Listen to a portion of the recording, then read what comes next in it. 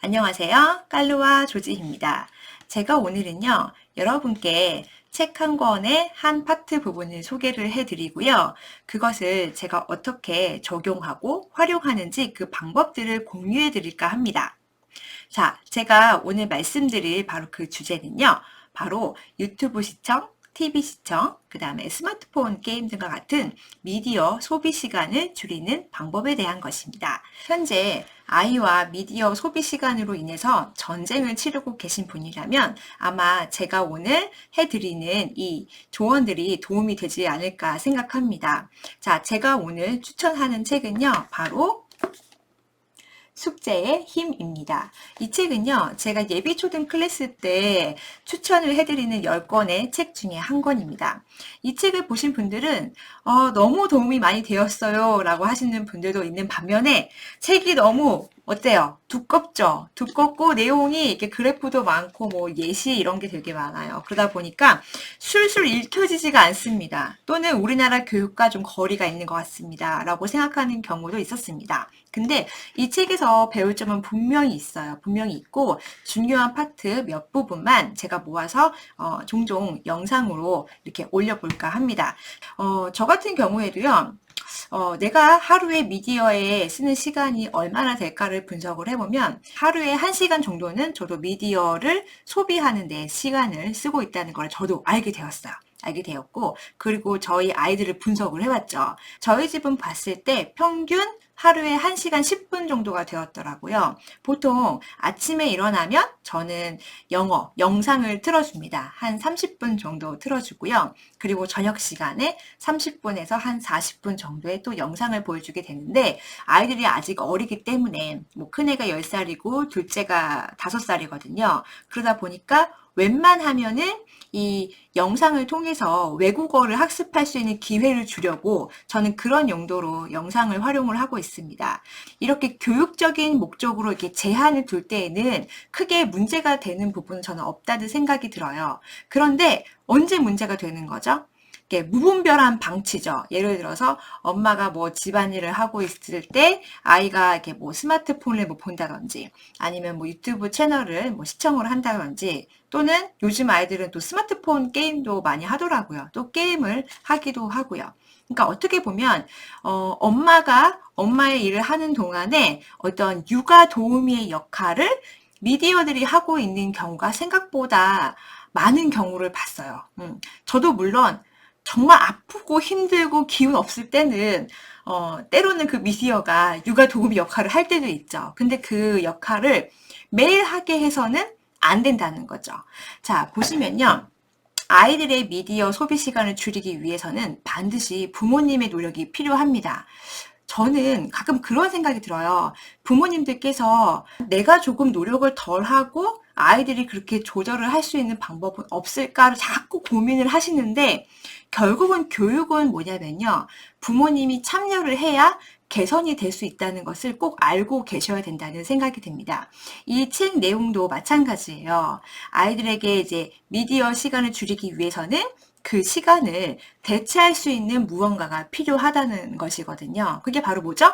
부모님의 관심과 노력이 필요하다. 왜 그럴까요?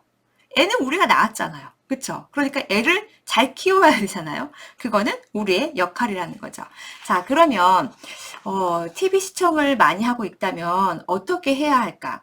제일 먼저 해야 할 것은 뭐냐면요. 아이와 규칙을 정하는 것입니다.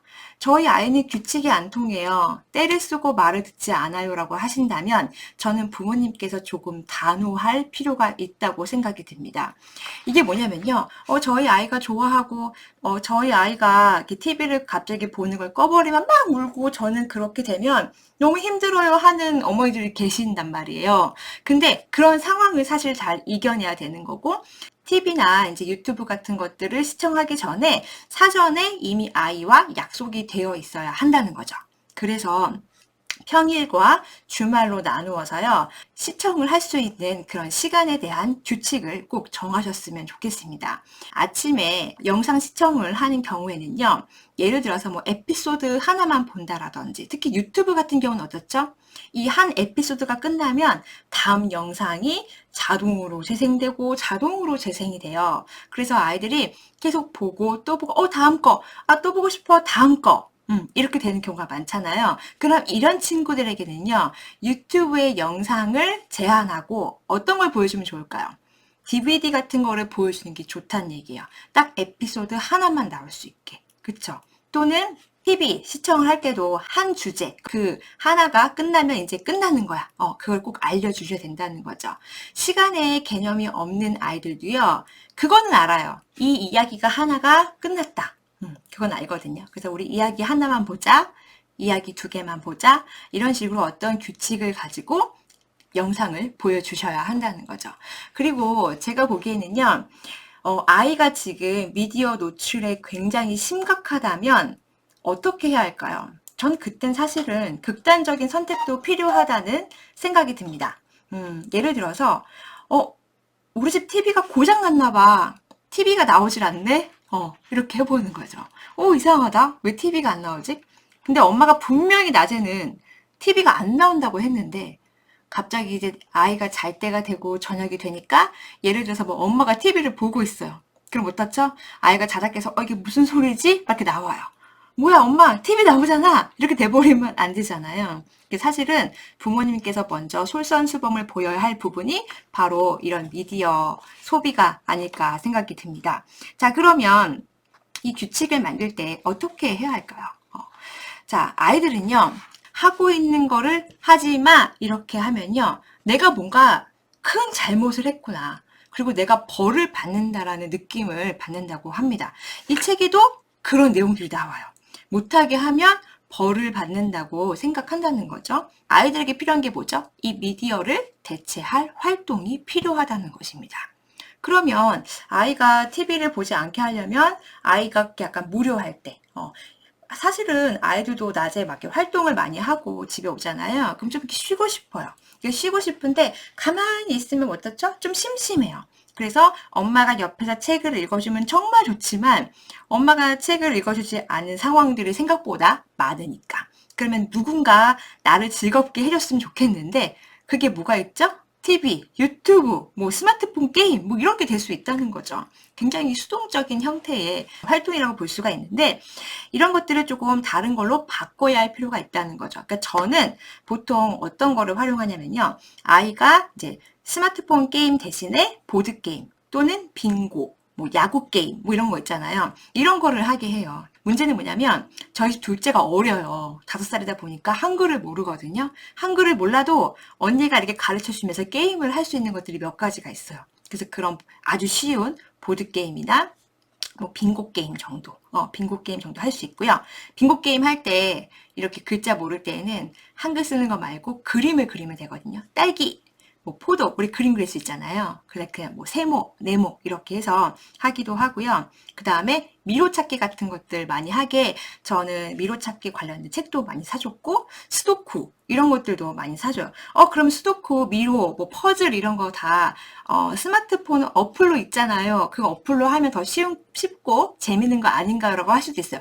그러면 그것을 통해서 또 미디어 소비 시간이 늘어날 수밖에 없어요. 그럼 아이들은 어떡하죠? 우와, 정말 재밌어. 그럼 점점 뭐 태블릿 PC나 핸드폰을 계속 보고 이것에 또 다른 또 광고들이 나오잖아요. 또 보고 이런 게임도 있네, 저런 것도 있네 하면서 더 다른 것들을 더 찾게 된다는 거죠. 이런 게임들은 실제 사물, 지면 이런 걸로 줍니다. 그래서 미로찾기도 뭐 프린트를 하거나 책을 구매해 주고요. 스도쿠 이런 것들도 주기도 하죠. 저는 요즘에 또 좋은 퍼즐이 하나 생겼어요. 저희 남편이 얼마 전에 출장을 갔다 와서 하나 뭘 사갖고 왔더라고요. 바로 하나야마 캐스트 퍼즐이라는 건데요. 우리가 보통 퍼즐이라고 하면은 이렇게 직소 퍼즐을 아마 보통 생각을 할 거예요. 뭐 500피스.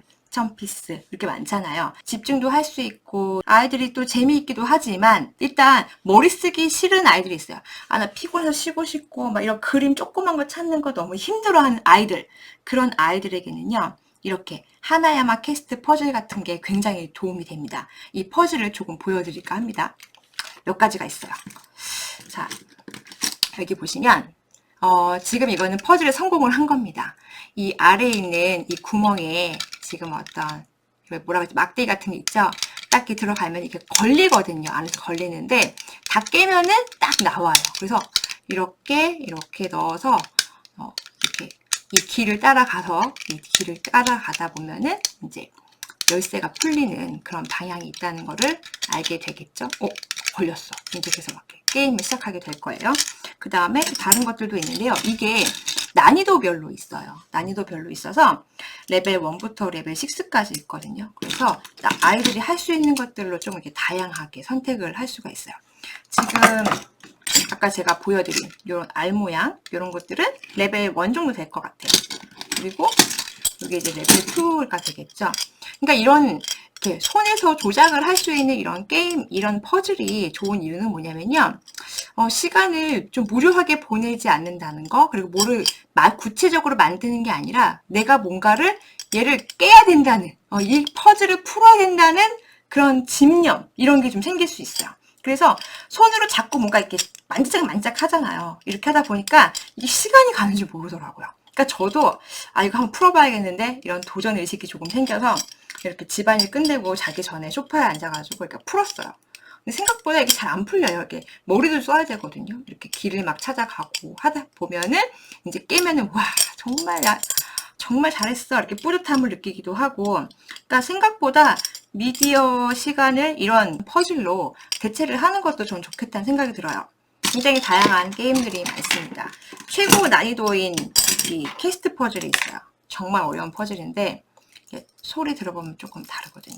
이게 어떻게 깨는 거 정말 몰랐어요. 이거 어떻게 막 움직여도 잘 몰랐는데 저희 딸이 깼더라고요. 저한테 이거를 보여주고 설명을 해줬는데 참 신기했어요. 한번 보세요.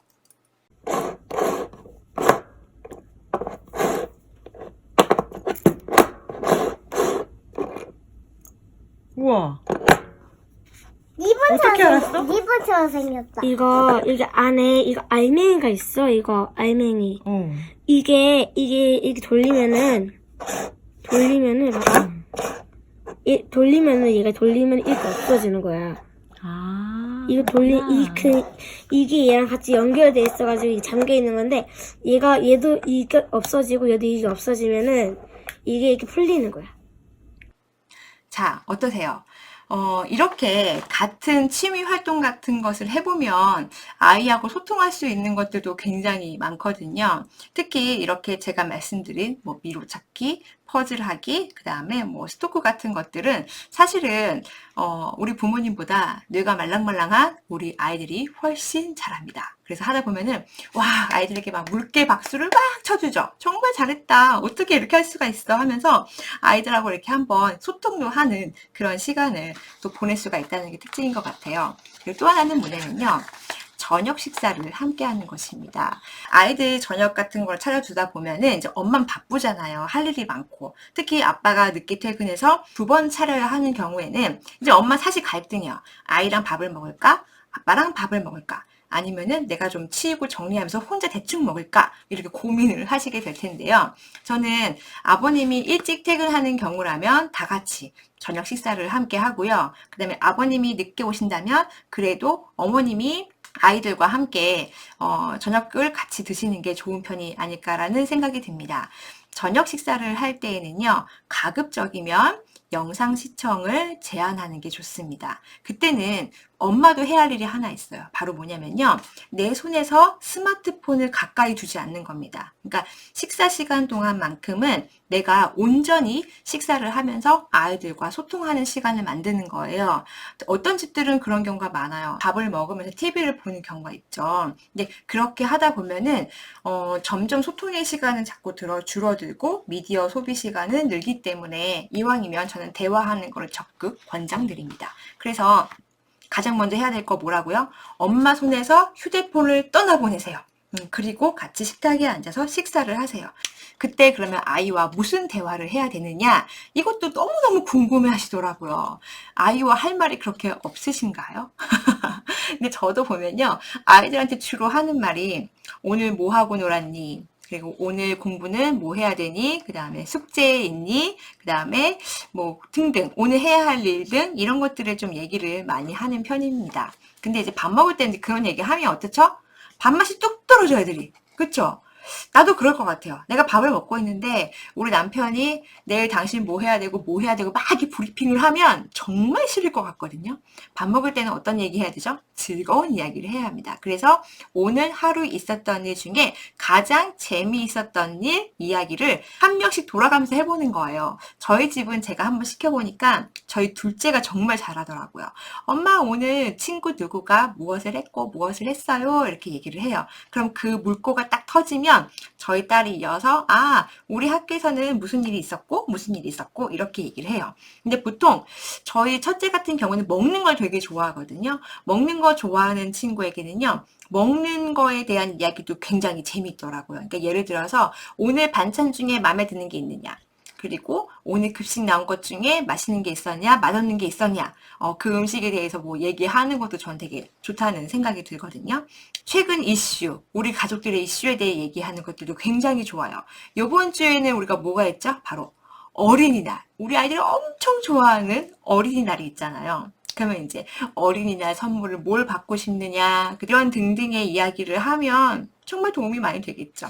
그 다음에는요, 제가 아까 말씀드린 무슨 TV 규칙을 정한다든지, 저녁 식사 시간 동안에 TV를 보지 않는다는 그런 규칙을 잘 이행을 했다면 우리는 아이에게 무엇을 해줘야 할까요? 보상을 해줘야 합니다. 실은요, 꼭 물질적인 보상이 중요하다고 하지는 않는 경우도 있지만, 바로 10살 이전의 아이들, 특히 저학년까지의 아이들은요, 사실 보상이 필요해요. 우리 엄마, 아빠도 사실 보상 필요하잖아요. 근데 그들도 심리적 보상도 굉장히 중요하지만 어떤 물질적인 보상도 조금 필요하다는 거죠. 뭐 스티커를 모으게 한다든지 아니면 이번 평일날 엄마와 같이 규칙을 잘 지켰다면 주말에는 TV 시청 시간에 그런 쿠폰 같은 거 주는 거 좋은 것 같아요. 뭐 예를 들어서 애니메이션 뭐 하나 볼 수 있을 정도의 충분한 시간을 이렇게 보상으로 주어진다면 아이들이 와, 내가 이번 주 엄마랑 규칙을 잘 지켜서 이번 주말에 디즈니 애니메이션을 하나 볼 수 있게 되었어. 그리고 남자애들을 좋아하는 어벤져스를 볼 수 있게 되었어. 이런 보상을 저는 주셔도 좋겠다라는 생각이 듭니다. 제가 마지막으로 또 권장드리고 싶은 것이 있는데요. 그릿이라는 책을 보시면 그 안에 그런 내용들이 나와요. 아이들에게 아이들이 할 수 있는 그런 집안일을 같이 시키게 하는 것이거든요. 그러니까 즉 뭐냐면 책임이 있는 일을 부여하라는 거예요. 이게 나이가 어리든 많든 아이들이 이제 집에 와서 이렇게 멍하니 있고 뭔가 이렇게 미디어를 쓰는 그런 시간에 자신의 할 일을 하게 하는 게 굉장히 중요하다는 생각이 들거든요. 저희 첫째가 우리 집에서 꼭 해야 할 미션이 하나 있어요. 바로 뭐냐면요. 신발장 정리입니다. 이것만큼은 저희 첫째가 딱 맡은 집안일이거든요. 제가 어느 교육서를 많이 보더라도요. 이런 이야기는 항상 나오더라고요. 자기주도 학습으로 연결된다. 그다음 자립심이 길러진다. 책임감이 생긴다. 굉장히 장점이 많더라고요. 그래서 아이가 아빠처럼 대부분의 아빠들이 집에 오시면은 소파에 이렇게 딱 붙어 있죠. 딱 붙어서 이렇게 TV를 보시는데 그런 모습을 많이 본다면 아이도 사실 배울 것 같기는 해요. 그래서 전체적으로 우리 가정의 미디어 소비 시간을 줄이는 방법을 조금 모색을 해야 될 것 같습니다. 그리고 어머니 분들 중에는요, 홈쇼핑을 좋아하시는 분들도 있고, 인터넷 쇼핑을 좋아하시는 분들이 있잖아요. 또는 이렇게 가벼운 게임을 하시기도 하고, 엄마도 이 미디어 소비 시간을 조금 줄여야 된다는 전 생각이 들어요. 내 시간도 중요하지만, 사실은 아이가 잠들기 전까지는 육아에 조금 우리가 노력을 해봐야 하잖아요. 그러니까 그 시간만큼은 약간 미뤄두는 거죠. 내가 미디어 소비 시간을 아이가 잠이 든 다음에 하는 게 조금 더 좋지 않을까라는 생각이 듭니다. 자, 미디어 소비 시간을 줄이기 위해서 우리가 해야 할 첫 번째가 뭐라 그랬죠? 바로 규칙을 정하는 거죠. 규칙은 엄마 혼자 마음대로 정하지 마세요. 웬만하면 아이와 함께 정하는 것이 필요한데 하루에 최대한 뭐 몇 시간까지의 그런 허용 범위를 너무 넓히지는 않았으면 좋겠다는 생각이 듭니다. 그리고 바로 두 번째는 저녁 식사. 저녁 식사 시간을 미디어를 보지 않고 온 가족이 함께 하는 것. 그리고 가장 중요한 게 뭐죠? 스마트폰을 엄마 손에서 멀리 떠나보내는 것. 그리고 마지막 세 번째는 시간이 있을 경우에는 우리 아이가 스스로 집안일을 할 수 있게끔 책임감을 주는 그런 일들을 시키면 좋겠다라는 생각이 듭니다. 여러분, 정말 별거 아닌 것 같을 수 있지만요. 이 세 가지만 잘 지키면 저는 미디어 소비 시간을 충분히 줄일 수 있을 거라는 생각이 들거든요.